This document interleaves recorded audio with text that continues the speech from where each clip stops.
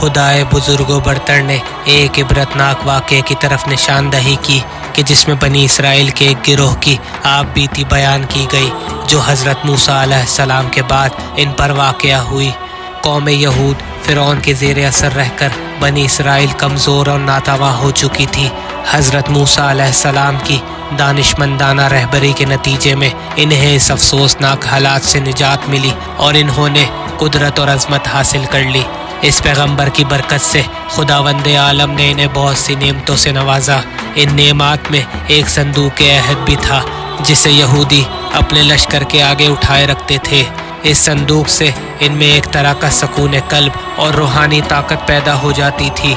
بنی اسرائیل کو یہ قدرت و عظمت حضرت موسیٰ علیہ السلام کے بعد بھی ایک مدت تک حاصل رہی، لیکن یہی کامیابیاں اور نعمتیں رفتہ رفتہ ان کے غرور اور تکبر کا باعث بن گئی اور وہ قانون شکنی کرنے لگے۔ اس کے نتیجے میں انہیں فلسطینیوں کے ہاتھ شکست اٹھانا پڑی اور وہ اپنی قدرت و عظمت کھو بیٹھے اور صندوق عہد بھی ہاتھ سے گنوا بیٹھے، یہاں تک کہ دشمنوں نے ان کے بہت سے لوگوں کو ان کی زمین سے نکال دیا اور ان کی اولادوں کو غلام اور قیدی بنا لیا۔ کئی برس تک یہی کیفیت جاری رہی، یہاں تک کہ خداوند عالم نے ان کی نجات اور ارشاد و ہدایت کے لیے حضرت اسماعیل کو پیغمبر بنا کے مبعوث فرمایا۔ بنی اسرائیل بھی دشمنوں کے ظلم و جور سے تنگ آ چکے تھے اور کسی پناہ گاہ کی تلاش میں تھے، لہٰذا وہ حضرت اسماعیل کے گرد جمع ہو گئے اور وہ ان سے خواہش کرنے لگے کہ وہ ان کے لیے رہبر اور امیر مقرر کر دے تاکہ وہ اس کی قیادت میں ہم آواز اور ایک جان ہو کر دشمن سے جنگ کر سکے اور اپنی کھوئی ہوئی عزت بحال کر سکے۔ حضرت اسماعیل ان کی اندرونی کیفیت اور سست ہمتی سے پوری طرح واقف تھے۔ انہوں نے کہا، مجھے ڈر ہے کہ جب جہاد کا حکم آئے تو تم کہیں اپنے امیر و رہبر کے حکم سے روگردانی نہ کرو اور دشمن سے مقابلے اور جنگ سے پہلو تہی نہ کرو۔